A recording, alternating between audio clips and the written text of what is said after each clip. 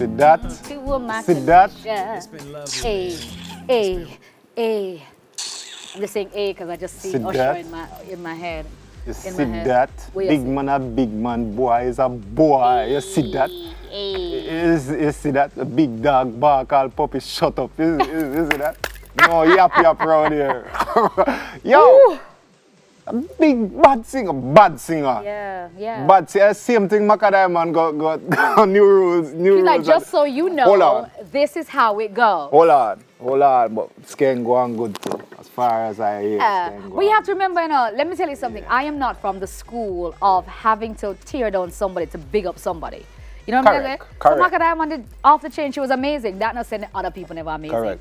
But me just I say, she was amazing. Another thing too, all right, so I don't want to stray too far from the Usher and the R&B conversation, but I do want to big up Alkaline and the crew for doing that show though, because that show it's set up to showcase the new talent, but at the same time, him always make sure that him incorporate the general and the previous. I rate that. Cause last time Taurus was on it, Shaggy was on it too.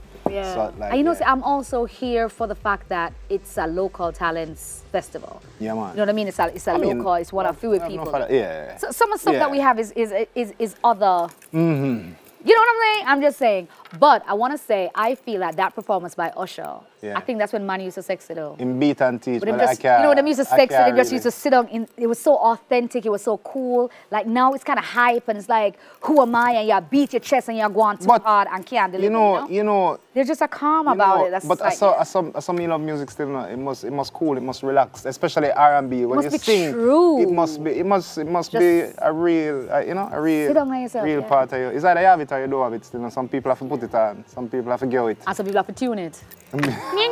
Auto-tune. Some people just have it. On that note, Daytime Live will be right back, and when we come back, we're going to be talking about the book, and it's called Pieces of Jamaica.